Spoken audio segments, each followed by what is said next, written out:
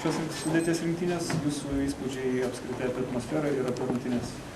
Pirmiausia, tai norėčiau Lietuvos rinktinės vardu pasveikinti šiandieną į halę susirinkusius sporto veteranus.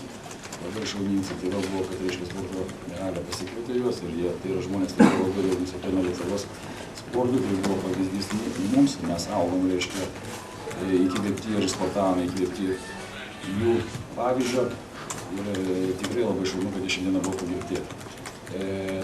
Dar norėčiau padėkoti visiems sirgaliams, kurie šiandieną mus taip karštai palaikė ir tikrai bent keli taškai priklauso Lietuvos krepšinio istorijos šiandieną buvusiems sporto halėje, taip aš tai mus palaikysiu. Labai jums dėkoju, kadangi jūsų palaikymas buvo šiandien labai reikalingas, nes tai buvo pirmosios rungtynės ir aišku, jautėsi šioks toks virpuliukas žaidėjime. Ne viskas mums šiandieną sekėsi, ne viskas mums kliavosi, tačiau buvo ir gerų momentų. Reikės viską gerai išnagrinėti ir padaryti tam tikras išvadas.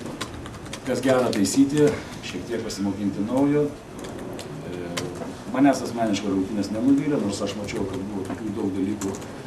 Visų pirmiausia, turbūt per daug padarėme techninių klaidų, 21 tai yra nacionalinės rinktinės lygyje, tai yra tikrai daug.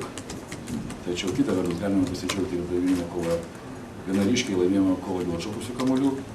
Momentais mes tikrai gražiai gynėmės, momentais gražiai puolėm, tačiau buvo prastų dalykų. Tam ir yra skirtas treniruočių procesas, kurio metu mes pasistengsime tas klaidas pataisyti ir savo žaidimą gerinti. Noriu pasveikinti Kęstutį Genzūrą su debiutu sporto halėje. Tikrai pajėgi komanda ir šiandien įsitikrinate, ir tikrai pajėgių žaidėjus gerai subalansuota komanda ir šiandien manau, kad žiūrovai šiomis rungtynėmis tikrai turėtų būti patenkinti, nes rungtynės buvo tikrai gražus. Klausimai, prašom.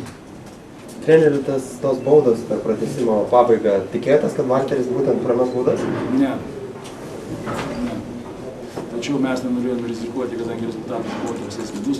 Aš jau priminsiu, turbūt Lietuvos Ryto ir Žalgirio rungtynes, Jomanas nuo vidurio pataikė 30 taip. Ir reiškia, sugrąžino komandas į pratęsimą, kur buvo galima turbūt vis tik subauduoti ir būtų pasibaigus rungtynės visiškai kitų rezultatų.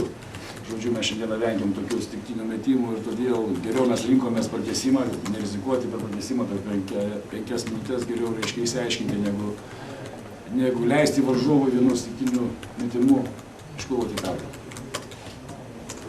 Dar prašom. Treneri, apie Lino Kleizos pasirodymą. Tai šiuo metu geriausiai pasirengęs, jam šiandien gera diena buvo ir galbūt čia ateityje toks vaidmuo yra, kad jis gali imtis ant savęs žaidimą. Aplamai aš manau, kad mūsų komandoje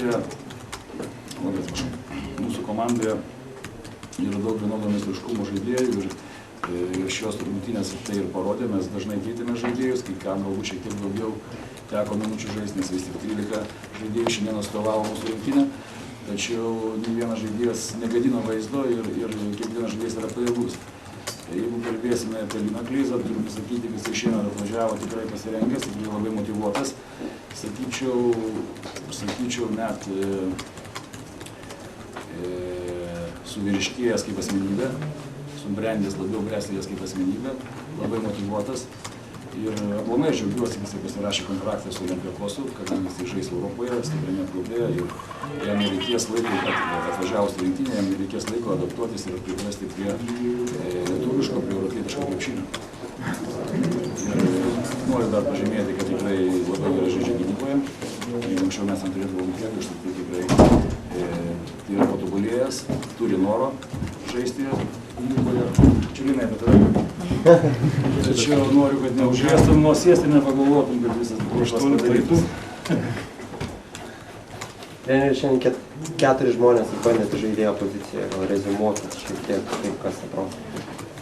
Aš visų pirmiausia norėčiau taip karštomis kalbėti. Turbūt reikėtų vis tik pasižiūrėti įrašą, ramiai viską išanalizuoti ir galbūt tada kažką tai galėčiau apibendrinti.